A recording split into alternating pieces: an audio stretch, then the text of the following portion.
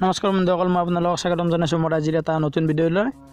আপোনালোকক এই ভিডিঅ'টোৰ জৰিয়তে এটা কথা মই শিকাব বিচাৰোঁ যে কিবা এটা ডাঙৰ কাম কৰিবলৈ বা ডাঙৰ লক্ষ্য এচিভ কৰিবলৈ হ'লে কোনো ডাঙৰ ফেমিলি বেকগ্ৰাউণ্ড বা বহুতো টকা পইচাৰ প্ৰয়োজন নহয়। মাথো নিজৰ আত্মবিশ্বাস সবল ৰাখি লক্ষ্য পূৰণৰ বাবে কষ্ট কৰিব লাগিব। আৰু এই কথাখিনিৰ উদাহৰণ হিচাপে মই আপোনালোকক মুন্না ভাই MBBSৰ কমেডি এক্টৰ চাৰ্কিটৰ জীৱন কাহিনীৰে বুজাই দিম। আৰু বলিউডৰ এই চাৰ্কিট নামে জনপ্ৰিয় এক্টৰগৰাকীৰ আচল নাম হৈছে আৰছাদ ৱাৰছি। আৰু তেওঁ আজিৰ এই সন্মান আৰু নাম লাভ কৰিবলৈ কিমান ষ্ট্ৰাগল কৰিব লাগিছিল সেই বিষয়েও আপোনালোকক জনাম। 1968 চনৰ 19 এপ্ৰিল তাৰিখে তেওঁৰ জন্ম হয় মুম্বাইৰ এটা মুছলিম পৰিয়ালত। আৰু তেওঁ নাছিকৰ এখন বৰ্ডিং স্কুলত স্কুলীয়া শিক্ষা আৰম্ভ কৰে, কিন্তু বিধিৰ বিপাক মাত্ৰ ক্লাছ 10লৈ তেওঁ স্কুলীয়া শিক্ষা কমপ্লিট কৰিব পাৰে, কাৰণ মাত্ৰ 14 বছৰ বয়সতে তেওঁৰ পিতৃ ঢুকায়।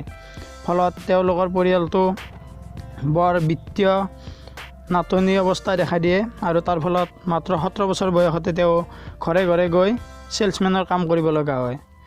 আৰু সেই সময়ত মুম্বাইত তেওঁ ঘৰে ঘৰে গৈ কচমেটিকৰ কিছুমান বস্তু বিক্ৰী কৰি কিছু পইচা উপাৰ্জন কৰি পৰিয়ালটো পোহপাল দিছিল। তাৰপিছত তেওঁ ফটো লাইভ এটাত কাম কৰে, আৰু তাতে তেওঁ ডেন্সৰ প্ৰতি আকৰ্ষিত হয়, আৰু আকবৰ স্বামী ডেন্স গ্ৰুপ নামৰ এটা গ্ৰুপত তেওঁ ডেন্স শিকিবলৈ জইন কৰে, আৰু তাতে তেওঁ ভাল প্ৰদৰ্শন কৰে। ফলত 1992 চনত তেওঁ ৱৰ্ল্ড ডেন্স চেম্পিয়নশ্বিপ লণ্ডনত পাৰ্টিচিপেট কৰিছিল, আৰু তাতেও তেওঁ 4th প্ৰাইজ লাভ কৰিবলৈ সক্ষম হৈছিল।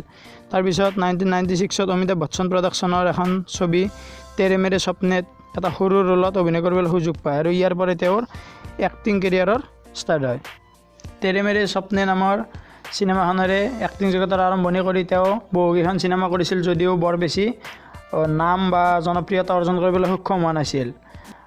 তাৰপিছত 2003 চনত যেতিয়া সঞ্জয় দত্তৰ অভিনীত মুন্না ভাই MBBSত চাৰ্কিট নামৰ ৰোলটোত অভিনয় কৰিলে, আৰু তাৰপিছতে তেওঁ চিনেমা জগতত বহুত বেছি জনপ্ৰিয়তা লাভ কৰিবলৈ সক্ষম হ'ল, আৰু এই চিনেমাখনে তেওঁৰ জীৱনৰ অভিনয় জগতৰ টাৰ্ণিং পইণ্ট বুলি তেওঁ নিজে এটা ইণ্টাৰভিউত কোৱা দেখা গৈছে। এই ৰোলটোৰ বাবে আৰছাদ ৱাৰছিয়ে ফিল্মফেয়াৰ এৱাৰ্ডৰ বাবেও নমিনেট হৈছিল, আৰু Zee Cine award for best actor in a comic ৰোলৰ এৱাৰ্ডো লাভ কৰিবলৈ সক্ষম হৈছিল। তাৰপিছত 2006 চনত লগে ৰহে মুন্না ভাইৰ বাবে ফিল্মফেয়াৰ এৱাৰ্ডো লাভ কৰিছিল।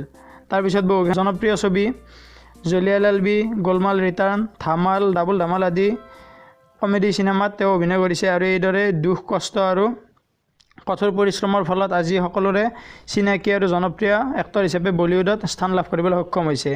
সেয়ে যদি আপুনিও কিবা এটা কৰিবৰ মন থাকে, তেনেহ'লে সেই কামটো বা লক্ষ্যটো পূৰণ কৰিবলৈ আপুনি যে বহুত সম্পত্তিৰ মালিক হ'ব লাগিব বা মন্ত্ৰী বিধায়ক বা আন ডাঙৰ মানুহৰ সহায় লাগিব, তেনেকুৱা নহয়। মাত্ৰ আপোনাৰ আত্মবিশ্বাস আৰু লক্ষ্য প্ৰাপ্তিৰ প্ৰবল হাবিয়াস থাকিব লাগিব। যদি মোৰ ভিডিঅ'টো ভাল লাগে, লাইক কমেণ্ট শ্বেয়াৰ কৰিব, আৰু আপুনিও যদি এনেকুৱা কিবা লক্ষ্য এচিভ কৰিবলৈ ইচ্ছা কৰে, তেনেহ'লে আজিৰ পৰাই সেই লক্ষ্যৰ পিনে ধাৱমান হওক।